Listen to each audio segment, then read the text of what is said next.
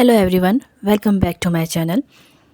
इस वीडियो में मैं आपको बताना चाहूँगी कि म्यूचुअल फ़ंड क्या होता है, जो कि एक आम आदमी को जानना बहुत ज़रूरी है कि म्यूचुअल फ़ंड आखिर होता क्या है। तो चलिए शुरू करते हैं। दोस्तों, हर महीने अगर आपकी सैलरी आती है तो उस सैलरी का कुछ हिस्सा आप अपने सेविंग्स में लगाते हैं, जिसे आप हमेशा बाद में इस्तेमाल करने के लिए रखते हैं। हो सकता है आप अपने किसी इमरजेंसी के लिए रखते हो, या आपको कोई घर ख़रीदना हो, या आपको गाड़ी ख़रीदनी हो। तो दोस्तों, सेविंग करने के लिए आपने क्या किया, आपने बैंक में कुछ अमाउंट रख दिया। आपको ये लगा कि चलो इंटरेस्ट मिलता रहेगा। तो दोस्तों, ये तरीका जो है मुझे इतना सही नहीं लगता। तो देखिए, मार्केट में इन्फ्लेशन आजकल बढ़ ही रहा है, ये तो आपको भी पता है। तो उस इन्फ्लेशन की वजह से सारी चीज़ों की प्राइस जो है बढ़ रहे हैं, बढ़ते रहते हैं।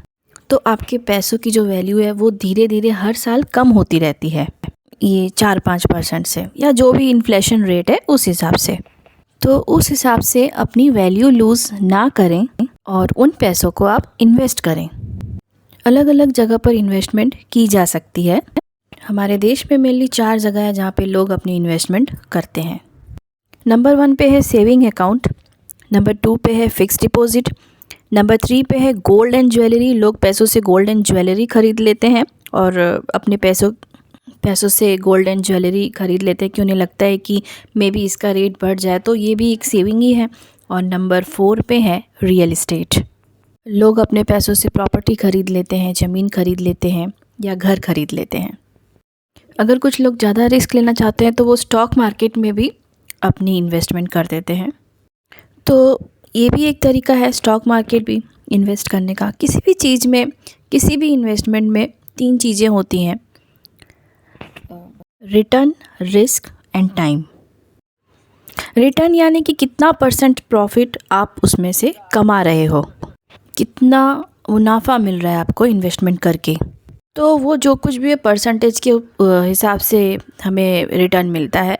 अब वो देखा जाता है कि इन्फ्लेशन क्या चल रहा है। अब जो भी है, मान लीजिए अगर इन्फ्लेशन 4% चल रहा है तो आपको 4% से ज़्यादा ही उसमें मिलना चाहिए, अदरवाइज़ आपका वहाँ इन्वेस्ट करने का कोई फ़ायदा नहीं होगा। और अब आते हैं रिस्क की ओर। रिस्क यानी कि कितना रिस्की है इन्वेस्टमेंट को करना। क्या चांसेस है कि आप अपने सारे पैसे गंवा दोगे वहाँ जा इन्वेस्ट करके, और क्या चांसेस है कि आप लॉस में चलोगे इन्वेस्ट करके। और टाइम यानी कि कितने टाइम के लिए आप इन्वेस्ट करते हो। तो बेसिक रूल यहाँ पे ये है कि अगर रिस्क ज़्यादा है, टाइम ज़्यादा है, तो आपका रिटर्न भी ज़्यादा ही होगा। अगर आपको अपने इन्वेस्टमेंट में ज़्यादा पैसे चाहिए, मीन्स ज़्यादा रिटर्न चाहिए, तो आपको वहाँ पे ज़्यादा रिस्क भी उठाना पड़ेगा और फिर ज़्यादा टाइम के लिए इन्वेस्टमेंट करनी पड़ेगी। सेविंग्स अकाउंट में सबसे कम रिस्क है और आप जब चाहे पैसे डाल सकते हो, जब चाहे पैसे निकाल सकते हो। लेकिन वहाँ पे जो रिटर्न मिलता है वो भी बहुत कम है, सिर्फ और सिर्फ 4%। जबकि हमारे कुछ सालों में इन्फ्लेशन रेट रहा है 4 से 5%। फिक्स डिपॉजिट में भी रिस्क फैक्टर कम होता है, लेकिन वहाँ पे एक टाइम लिमिट होती है। आप एक टाइम के हिसाब से ही अपने पैसे निकाल सकते हो, उससे पहले आप अपने पैसे नहीं निकाल सकते।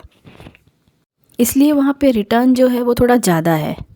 करीब 7 to 8% आपको रिटर्न मिल जाएगा फिक्स डिपॉजिट में। गोल्ड और ज्वेलरी के मामले में मैं कहूँगी कि आज के टाइम में एक सिग्निफिकेंट रिस्क है। इनकी जो प्राइस है वो बहुत ज़्यादा फ्लक्चुएट होती रहती है, बहुत ज़्यादा ऊपर नीचे होती रहती है।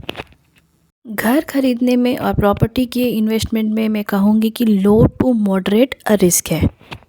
हाउसिंग में इन्वेस्टमेंट करने का एक बहुत बड़ा डिसएडवांटेज है दोस्तों, कि इसमें बहुत ज़्यादा पैसे, बहुत ज़्यादा कैपिटल की ज़रूरत होती है। लाखों करोड़ों रुपए आपके पास पहले से ही होने चाहिए कि आप इस पर इन्वेस्ट कर पाएँ। तो भाई, रियल इस्टेट में ये एक बहुत बड़ा डिसएडवांटेज है। अब चलिए बढ़ते हैं स्टॉक मार्केट की ओर। स्टॉक मार्केट की इन्वेस्टमेंट में दोस्तों आपने सुना ही होगा कि इसमें बहुत ज़्यादा रिटर्न मिल सकता है, लेकिन बहुत ज़्यादा आपको लॉस भी हो सकता है। यहाँ पे कितना रिस्की है ये स्टॉक मार्केट में इन्वेस्ट करना ये डिपेंड करता है कि आप कौन से स्टॉक में इन्वेस्ट कर रहे हो। इसके लिए ये आपको जानना बहुत ज़रूरी है कि कौन सा स्टॉक कैसा काम करता है, मतलब पूरी डिटेल आपको लेनी बहुत ज़्यादा ज़रूरी है। अगर आपको ये नॉलेज नहीं है तो आपको इसमें इन्वेस्ट बिल्कुल भी नहीं करना चाहिए। तो ये कुछ मेन अलग अलग टाइप की इन्वेस्टमेंट थी जो मैंने आपको बताई है दोस्तों, लेकिन इनके अलावा और भी बहुत टाइप्स की इन्वेस्टमेंट्स होती हैं, जैसे कि गवर्नमेंट बॉन्ड्स हो गया, कॉरपोरेट बॉन्ड्स हो गया। आज के टाइम में तो क्रिप्टो करेंसी भी आ चुकी है और बिटकॉइन में भी आजकल लोग इन्वेस्ट कर रहे हैं। एक जनरल एडवाइस देना चाहूँगी दोस्तों कि कभी भी आपको अपने पैसों की सिर्फ एक जगह इन्वेस्टमेंट नहीं करनी चाहिए। आपको अपने पैसों को अलग अलग जगह इन्वेस्ट करके रखना चाहिए। इससे क्या होगा कि कभी भी कोई प्राइस क्रैश करेगा तो आपको ओवरऑल लॉस नहीं उठाना पड़ेगा। और ऐसे बहुत ही रेयरली होता है कि आपका गोल्ड भी क्रैश कर गया, प्रॉपर्टी भी क्रैश कर गया, और जो भी है आपने ज़मीन लिया है वो भी क्रैश कर गया। तो ऐसे चांसेस नहीं आते हैं कि एक साथ सब कुछ क्रैश कर लें। तो चांसेस ये है कि कुछ भी एक चीज़ अगर क्रैश हुई तो दूसरे तरफ से आपको रिटर्न से मुनाफा मिल जाएगा। इस चीज़ को कहते हैं डाइवर्सिफिकेशन, अलग अलग जगह पे आपको इन्वेस्टमेंट करना। तो चलिए अब आगे बढ़ते हैं म्यूचुअल फंड्स की ओर। म्यूचुअल फंड्स क्या होता है? म्यूचुअल फंड एक स्पेसिफिक टाइप की इन्वेस्टमेंट होती है जिसके थ्रू आप अलग अलग टाइप के इन्वेस्टमेंट्स साथ में कर सकते हैं। आप डाइवर्सिफाइड इन्वेस्टमेंट कर सकते हो एक जगह इन्वेस्ट करके। एसेट मैनेजमेंट कंपनी होती है, वो कंपनी होती है जो म्यूचुअल फंड्स खोलती है। बेसिकली क्या होता है, आप अपना पैसा एसेट मैनेजमेंट कंपनी को देते हो, तो कंपनी आपसे पैसे लेती है और वो क्या करती है, इन पैसों को अलग अलग जगह पे इन्वेस्ट कर देती है। तो कंपनी क्या करती है, अपने एक्सपर्ट्स की राय लेती है। वो कंपनी जो है बहुत सारे एक्सपर्ट्स अपॉइंट की हुई होती है, तो एक्सपर्ट्स की राय लेके इन्हें अलग अलग जगह पे इन्वेस्ट कर देती है। अब क्या होता है, जो पूरा इन्वेस्ट करने के बाद जो प्रॉफिट निकलता है, जो भी निकलता है, उसका कुछ अमाउंट एसेट कंपनी रखती है, 1 या 2%, और बाकी जो होता है वो आपको दे देती है रेट के हिसाब से। HDFC, HSBC, ICICI, Aditya Birla, Reliance, Tata, ये सब कुछ एग्जाम्पल्स हैं कंपनीज़ और बैंक्स के जिन्होंने अपनी अपनी एसेट मैनेजमेंट कंपनीज़ खोल रखी हैं। हर एक एसेट मैनेजमेंट कंपनीज़ अलग अलग म्यूचुअल फ़ंड निकालती हैं। फॉर एग्ज़ाम्पल ICICI ने तो 1000 से भी ज़्यादा म्यूचुअल फ़ंड्स निकाल रखे हैं। तो दोस्तों, म्यूचुअल फंड्स कितने रिस्की होते हैं और कितना रिटर्न देते हैं, ये सब कुछ उस पर डिपेंड करता है कि आप कौन से म्यूचुअल फ़ंड पर इन्वेस्ट कर रहे हैं। कम से कम देखा जाए तो 4% तक का भी रिटर्न रेट दे सकते हैं म्यूचुअल फंड्स, और 30% से ज़्यादा तक का भी रिटर्न रेट दे सकते हैं म्यूचुअल फंड्स। और बहुत जीरो रिस्क वाले भी हो सकते हैं और हाई रिस्क वाले भी हो सकते हैं, क्योंकि ये सब डिपेंड करता है एसेट मैनेजमेंट कंपनी के ऊपर कि वो कहाँ आपके पैसे इन्वेस्ट कर रही है। अगर वो कंपनी आपके पैसे को स्टॉक में इन्वेस्ट कर रही है तो ये ज़्यादा रिस्की भी हो सकता है और इससे ज़्यादा रिटर्न भी मिल सकता है। और अगर वो कंपनी आपके पैसे को गवर्नमेंट बॉन्ड्स के ऊपर इन्वेस्ट कर रही है तो कम रिस्की होगा। तो चलिए अब आगे बढ़ते हैं टाइप्स ऑफ म्यूचुअल फंड्स की ओर। AMC में बैठे हुए जो लोग हैं वो आपके पैसे को कहाँ इन्वेस्ट कर रहे हैं, ऊपर से देखा जाए तो 3 कैटेगरीज में सबको बांटा जा सकता है: इक्विटी म्यूचुअल फंड, डेप्थ म्यूचुअल फंड और hybrid mutual fund. Equity mutual funds वो होते हैं जिनमें आपका पैसा स्टॉक मार्केट में इन्वेस्ट किया जाता है। जाहिर सी बात है, जनरली देखा जाए तो इस कैटेगरी के म्यूचुअल फंड्स में रिस्क भी ज़्यादा होता है और रिटर्न भी ज़्यादा होता है। अब किस स्टॉक मार्केट में किस कंपनी में इन्वेस्ट कर रहे हो, अगर बड़ी कंपनी में इन्वेस्ट कर रहे हो तो उसे कहते हैं लार्ज कैप इक्विटी फंड। अगर छोटी कंपनी में इन्वेस्ट कर रहे हो तो उसे कहते हैं स्मॉल कैप इक्विटी फंड, और मीडियम कर रहे हो तो उसे कहते हैं मिड कैप इक्विटी फंड। बड़ी कंपनीज़ के इन्वेस्टमेंट में रिस्क कम रहता है छोटी कंपनी के कंपैरिजन में, लेकिन बड़ी कंपनीज़ की ग्रोथ उतने रेट में नहीं होती जितनी छोटी कंपनीज़ की होती है, तो रिस्क और रिटर्न दोनों ही बड़ी कंपनीज़ में कम होता है। ICICI, प्रूडेंशियल, ब्लू चिप ये एग्जाम्पल है लार्ज कैप इक्विटी फ़ंड का। अगर इस फंड में आप 1 साल के लिए इन्वेस्ट करोगे तो इसमें आपको 1 साल के बाद एक्सपेक्टेड रिजल्ट्स 11.7% में मिल सकते हैं। लेकिन अगर आप इसमें अगर 5 साल तक इन्वेस्ट करोगे तो 5 साल के बाद जो इसमें आपको एक्सपेक्टेड रिज़ल्ट है वो 19.7% में आपको मिल सकता है।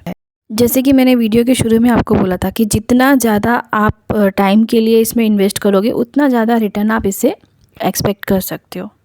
म्यूचुअल फ़ंड के बारे में अगर आपको ज़्यादा डिटेल चाहिए, आप ज़्यादा ये हिस्ट्री चाहिए, तो आप एक ऐप है ग्रो ऐप करके है, आप वो डाउनलोड कर सकते हो। ये आपको पूरी हिस्ट्री आपको बता देगी। तो इस ग्रो ऐप से आप एक मतलब एस्टिमेशन ले सकते हो। जैसे कि मैंने आपको बताया था कि इसका प्रूडेंशियल का, ICICI प्रूडेंशियल का 19.7% है। तो वैसे आप तो इस तरह से आप ग्रो ऐप जो है वो डाउनलोड करके उससे आपको काफ़ी ज़्यादा हेल्प मिलेगी। आप एस्टिमेटेड वैल्यू किसकी क्या है वो आप देख सकते हो उसमें, और उस हिसाब से आप अपने पैसों को इन्वेस्ट कर सकते हो। लेकिन एक चीज़ आप माइंड में रखना दोस्तों, ये एक्सपेक्टेड रिटर्न है, ये कोई गारंटेड रिटर्न नहीं है। तो ये सब फ्लक्चुएट होता रहता है और स्टॉक मार्केट के ऊपर डिपेंड करता है सब कुछ। तो आप एक बार जैसे जैसे वो ऐप देखेंगे, ग्रो ऐप में क्या है क्या नहीं है, आपको पूरा डिटेल मिल जाएगा। तो ये सब आप जैसे जैसे ऐप के थ्रू जैसे जैसे जाएंगे, जैसे जैसे मतलब आप उसको देखेंगे पढ़ेंगे, आपका सब कुछ क्लियर हो जाएगा। तो चलिए अब आगे बढ़ते हैं डाइवर्सिफाइड इक्विटी फ़ंड की ओर। अब इसमें क्या होता है, लार्ज, स्मॉल, मीडियम कैप सब में थोड़ी थोड़ी इन्वेस्टमेंट की जाती है, या फिर अलग अलग कंपनीज़ में स्प्रेड आउट करके इन्वेस्टमेंट की जाती है। अगला टाइप है इक्विटी लिंक्ड सेविंग स्कीम। ये एक स्पेशल टाइप का इक्विटी फ़ंड होता है जिसमें आप अपना टैक्स बचा सकते हैं। जो आपको इसमें प्रॉफिट मिलेगा उसमें टैक्स बचा सकते हैं। इसका जो फंड मैनेजर होता है वो जानबूझकर ऐसी जगह पे इन्वेस्ट करता है जहाँ से हाई रिटर्न मिले और जहाँ पर हाई रिस्क भी हो। अगला टाइप है सेक्टर म्यूचुअल फंड। इसमें स्पेसिफिकली ऐसे कंपनीज़ के स्टॉक में इन्वेस्ट किया जाता है जो बड़े से सेक्टर को बिलोंग करते हैं, जैसे कि एग्रीकल्चर सेक्टर हो गया। ये वाले फंड्स ज़्यादा रिस्की होते हैं क्योंकि ये एक सेक्टर पे इन्वेस्ट किया जाता है और वो गिर रही है या उठ रही है, तो ये भी रिस्की है मतलब। चलिए एक आखिरी फंड जो है मैं बताना चाहूँगी वो है index fund. Index funds passively manage funds होते हैं, यानी इसमें कोई AMC का मैनेजर ये नहीं देख रहा होता है कि मुझे पैसे यहाँ डालने चाहिए या अब मुझे यहाँ पे इन्वेस्ट करना चाहिए। ये पैसिवली मैनेज्ड होते हैं, यानी कि मार्केट का जैसा रेट ऊपर जा रहा है या नीचे जा रहा है उसके हिसाब से ये भी ऊपर नीचे जाते रहते हैं। ये सेंसेक्स और निफ्टी के प्राइस देखकर ऊपर नीचे होते रहते हैं। तो चलिए अब बढ़ते हैं दोस्तों सेकंड कैटेगरी म्यूचुअल फ़ंड की, जो है डेप्थ म्यूचुअल फंड्स। ये वो म्यूचुअल फंड्स है दोस्तों जिनको डेप्थ इंस्ट्रूमेंट में इन्वेस्ट किया जाता है। अब डेप्थ इंस्ट्रूमेंट्स क्या होते हैं, जैसे कि बॉन्ड हो गया, डिबेंचर हो गया, सर्टिफिकेट ऑफ डिपॉजिट हो गया। तो इतना सब अगर मैं डिटेल बताऊंगी तो वीडियो और बहुत लंबा हो जाएगा दोस्तों। बॉन्ड्स बता देती हूँ मैं आपको क्या होती है। सरकार को कभी पैसे की ज़रूरत होती है और बजट में से उसे पैसे नहीं मिल रहे होते हैं, तो सरकार लोगों से पैसे बोरो करती है। बेसिकली सरकार आम जनता से लोन लेती है, उसको बॉन्ड कहते हैं। तो आप उस चीज़ में यानी कि बॉन्ड्स में इन्वेस्ट कर सकते हैं, सरकार को दे सकते हैं और सरकार आपको एक फ़िक्स इंटरेस्ट के बाद लौटाएगी ये पैसे। अब डेप्थ म्यूचुअल फंड्स भी बहुत अलग अलग टाइप्स के होते हैं। तो चलिए लेकिन पहले हम बात करते हैं लिक्विड फंड्स की। लिक्विड फंड्स वो म्यूचुअल फंड्स हैं जिनको बहुत ही आसानी से जल्दी कैश में कन्वर्ट कराया जा सकता है। तो ये पीने वाला लिक्विड नहीं है, तो इसको आसानी से कैश में कराया जा सकता है, तो इसे बोलते हैं लिक्विड फंड्स। तो 1 से 2 दिन के अंदर इसको कैश में कन्वर्ट किया जा सकता है और इसमें बहुत ही ज़्यादा लो रिस्क रहता है। इतना लो रिस्क होता है कि आप इसको बेसिकली अल्टरनेटिव समझ सकते हैं savings account. Asset liquid fund यहाँ पे एक लिक्विड फंड का एग्जांपल है। इसमें आपको एक साल में आपको 7.1 का रिटर्न मिलेगा। अब अगला टाइप है गिल्ड फंड्स। गिल्ड फंड्स वो फंड्स होते हैं जिसमें गवर्नमेंट इशूड बॉन्ड्स में ये कन्वर्ट किया जाता है। क्योंकि सरकार आपके पैसे बोरो कर रही है तो टेक्निकली इसमें ज़ीरो रिस्क है, क्योंकि ऐसा कभी नहीं होता है कि सरकार आपके पैसे ना लौटाए। बस ज़्यादा से ज़्यादा ये हो सकता है कि इंटरेस्ट रेट थोड़ा ऊपर नीचे होता रहेगा। अगला टाइप है fixed maturity plan. Fixed maturity plan को दोस्तों आप बेसिकली अल्टरनेटिव समझ सकते हो फिक्स डिपॉजिट का, एफडी का, क्योंकि इनमें एफडी जितना ही वेरी लो रिस्क होता है और इनको एक फिक्स टाइम के लिए किया जाता है। तो ये कुछ मेन टाइप्स थे डेट म्यूचुअल फंड्स के। अब तीसरी कैटेगरी है दोस्तों, वो है हाइब्रिड म्यूचुअल फंड्स। हाइब्रिड जो होते हैं ये मिक्सचर होते हैं डेप्थ और इक्विटी फंड का। अब कुछ लोग चाहते हैं कि स्टॉक मार्केट में इन्वेस्टमेंट करें, लेकिन सारे पैसे वहाँ इन्वेस्ट ना करें, कुछ पैसे हम डेप्थ इंस्ट्रूमेंट में भी इन्वेस्ट कर लें। तो ये हाइब्रिड म्यूचुअल फंड उसी के लिए होते हैं।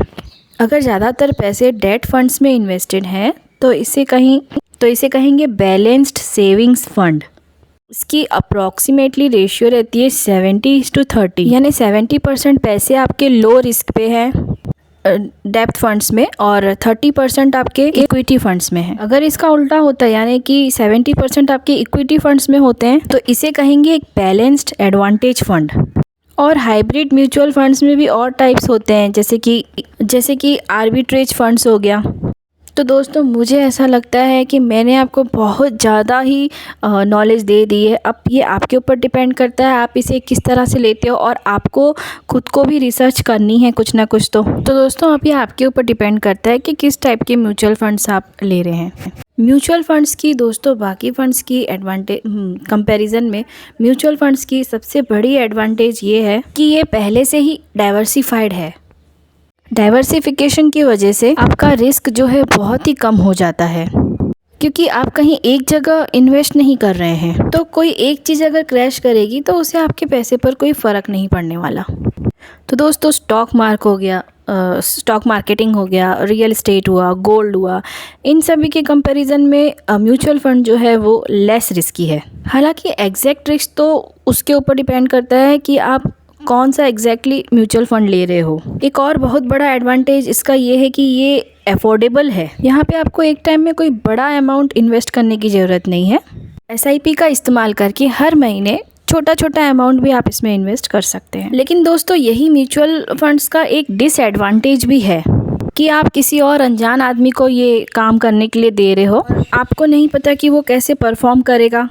हालांकि एक्सपर्ट ज़रूर है, लेकिन 100% भरोसा नहीं किया जा सकता है कि एक्सपर्ट भी हमेशा सही निकलेगा। एक और बहुत बड़ा डिसएडवांटेज ये भी है, जो कि बहुत पहले हुआ करता था दोस्तों म्यूचुअल फंड्स के लिए, वो ये था कि काफ़ी सारे एजेंट्स अपना बहुत सारा कमीशन ले जाते थे आपके लिए म्यूचुअल फंड्स में इन्वेस्टमेंट करने के लिए। वो कहते थे कि लाओ हमें पैसे दो, हम आपका इन्वेस्टमेंट कर देंगे, और इसी तरह से वो अपना काफ़ी कमीशन उसमें से ले लेते थे। तो दोस्तों उम्मीद करती हूँ कि आपको आज की ये वीडियो पसंद आई होगी। अगर आई होगी तो प्लीज़ अपने फैमिली और फ्रेंड सर्कल के साथ भी शेयर कीजिएगा, और फिर हम मिलेंगे बहुत ही अच्छे कंटेंट्स के साथ। Till then bye.